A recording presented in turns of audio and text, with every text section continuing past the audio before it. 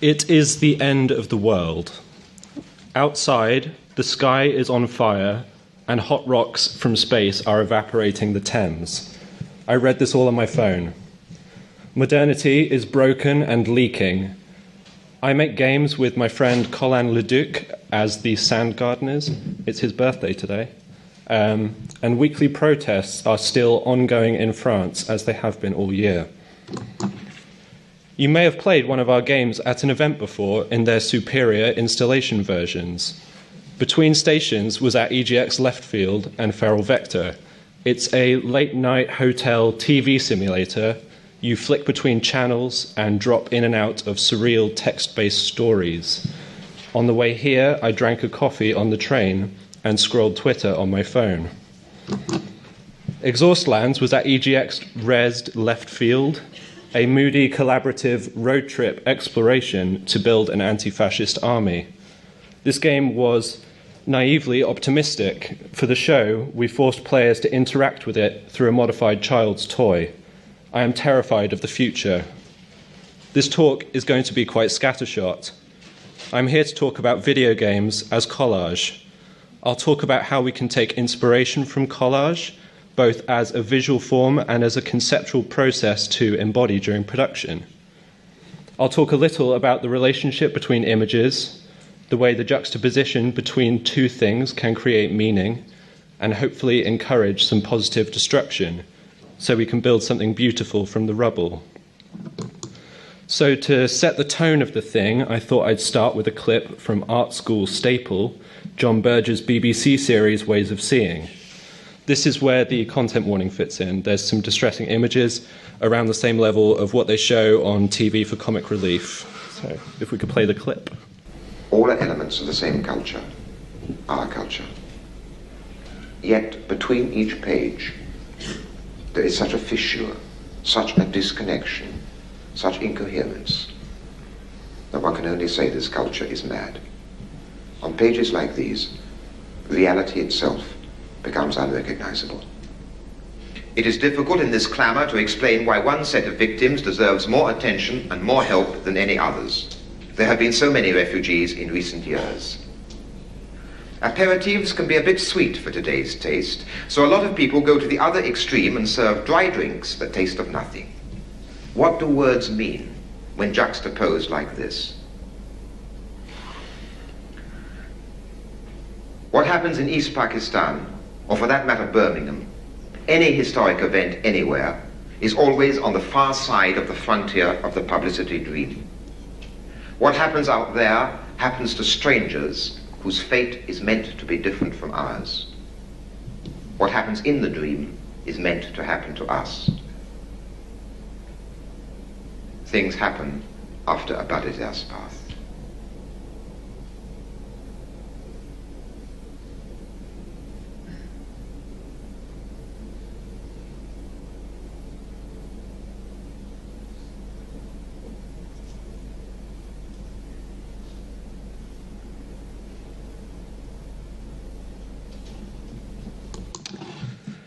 Let's clarify our terms and figure out what we're working with by turning immediately to Wikipedia. Collage comes from the French coller, to glue. Collage is a technique of art production where the artwork is made from an assemblage of different forms, thus creating a new whole. On the day of writing this talk, these headlines were trending. There's something seriously wrong and broken with the way I experienced reality. I am beginning to feel like I cannot trust anything I see. Connections are being made that I didn't ask for. Meaning is in flux. The terms cut and paste and copy and paste originated in the context of manuscript editing, where the editor might chop up and move around certain phrases. Paste up was the process used to physically assemble and lay out magazine or newspaper pages. Since then, this term has grown to apply more widely to the process of moving one piece of information from its source to a new site. We are neck deep in the information age, and by now everything has already been made. There's too much stuff. I'm saturated. Collage as a visual medium grew from the proliferation of the printed image. When I think of collage, I think of the work of Hannah Hock, Dada was a reactionary, radical art movement formed in Zurich during the First World War. The associated artists felt that the horrors of war called into question fundamental aspects of society, and they responded by making nonsensical, farcical, and satirical work, performance, poetry, visual art. Hock's work uses clippings from newspapers, images of faces, to question notions of gender and the role of women in society. To me, her work kind of references like the history of painting and the tradition of cubism, of showing one thing from multiple angles, exaggerating the contradictory facets of representation. To make art in this panicked, urgent, angry state, Dada artists used what they found around them as material. One can only say this culture is mad, says John Berger. Natalie Lawhead makes stunning work. They're one of my absolute favourite artists working in games today. Maybe game-like things might be a more accurate term. Their work, Everything Will Be Okay, is described as a zine. This is their itch.io page on screen.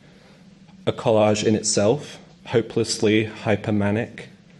There's definitely something punky and collage, I feel, about the old Flash era, where games were thrown together with samples from Google Images and hideous Microsoft fonts. Lawhead's games reference this history, but twist and refract it.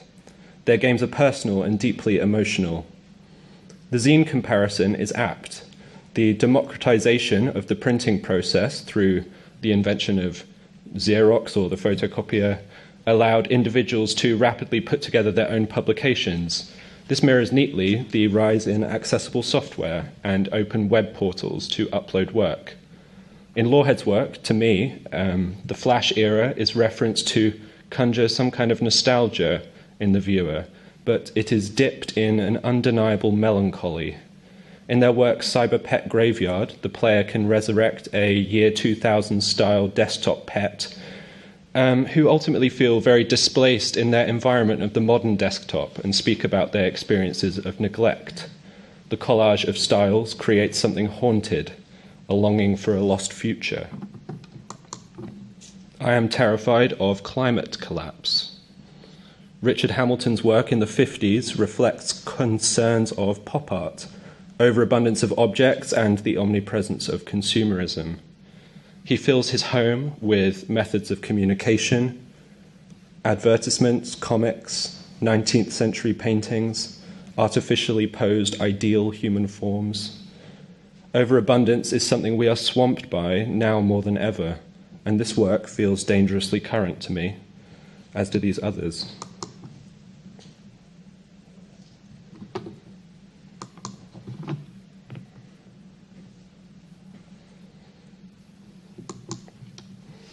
Hamilton was a big inspiration for me when designing spaces for an unfinished project called Brownie Cove Hotel. I wanted to emulate the way he constructed interior space, but through a dialogue between digital and analog processes. Hand-cut, collaged furniture marries digitally fragmented line drawings and Flash-style cartoony illustration. A hotel is a sort of second-hand, already lived-in space, so building the space from existing images felt conceptually appropriate. Samorost by Amanita Design is a gorgeous game series. The title is a Czech word used to describe objects sculpted from discarded wood. In this game, photographs become the material, and the world feels as if it has been carved from them. I think it works to make the world feel at once modern and ancient. Jack King Spooner's game, B-Swing, juxtaposes childishly rendered watercolour paintings with sincere reflections on his own childhood. The elderly village residents, sculpted from clay, speak about their pain and their memories from tacky hillsides you could imagine hanging in a care home. The tactility of the media that the game is assembled from works to make the game feel like an exploration of old artifacts, like sifting through a box of photos from the attic. Collage is a great process to use to explore the disconnect between reality and memory.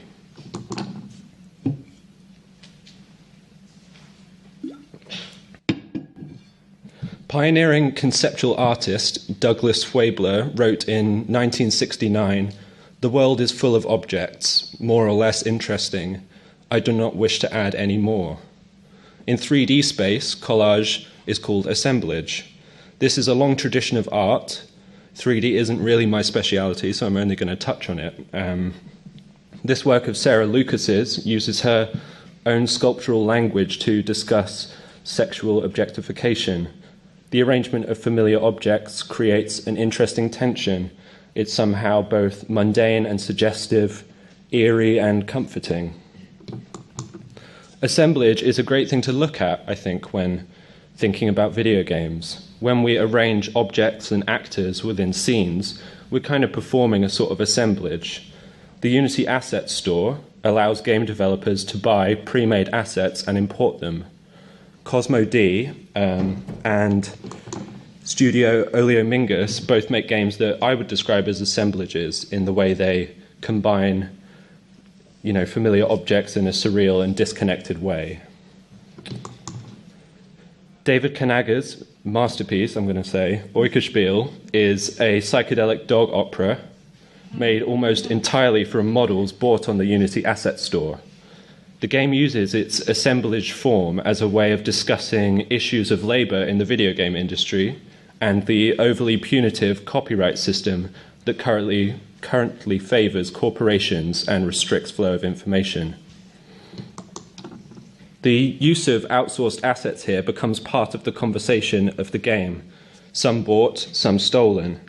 One section of the game, for example, takes place in a warped version of Kokiri Forest from Ocarina of Time, destroyed by rising sea levels. Returning to my obsession with hotels, this game, Definition of a Guest, was made with objects from the Unity Assets Store. A whole hotel room we bought wholesale. Again, we were trying to make a space feel second-hand and lived in. These objects have a kind of trashy, grimy feel to them because they're obviously bought in and not made bespoke. To close off the room here, I very lazily moved a door and stretched it to fit the doorway you can see there, and I think the glitchy brokenness adds to the eeriness and the texture. Our game, Some Excavated Wounds, that we made with Mark Loths, uses pre-made assets to discuss ideas of labor and the quality of digital material. This Amazon cardboard box, when mined by the player, breaks down into solid chunks of digital stone. The writing process bled into another day. These were the trending headlines. That kind of covers collage as aesthetic, so what can collage offer us as a conceptual process?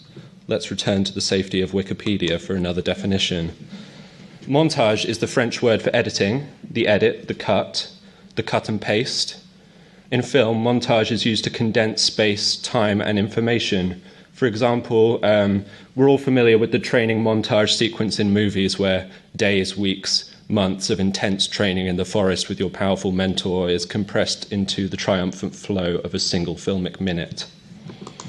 Soviet film theorist Kuleshov created this exercise to examine the relationship between images in sequence. I've modernized it slightly. He proposed that two images cut together inform the meaning of each other, and that the meaning is created from the dialogue between the two images. The man's face is blank, but we infer he is hungry because we see food, or we infer that he is sad because we see that he's looking at a corpse. I think this example is quite outdated. I honestly find it ineffective. But in modern moving image, where the language has evolved and matured, we're so used to this effect that it is a subconscious process. Our perception of images, when sequenced through time, is not the same as looking at a still image. Our understanding of images is informed by what precedes them and by what comes after them. A very famous example in the form of a match cut would be the moment in 2001, A Space Odyssey, where it cuts from the throne bone to the missile launcher. I'm actually going to skip this because I'm aware of my time. Montage as a process can exist outside of filmmaking. Modding could be seen as a collage or montage process.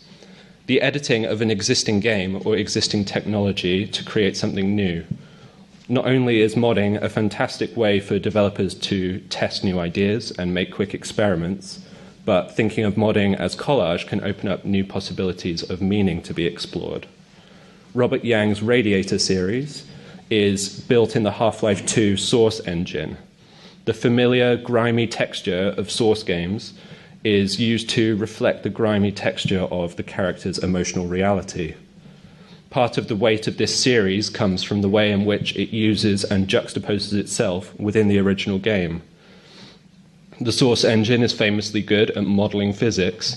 Specifically, it's very good at allowing the player to move boxes around. And this becomes the core mechanic of Yang's game, where the player has to move emotional baggage from place to place.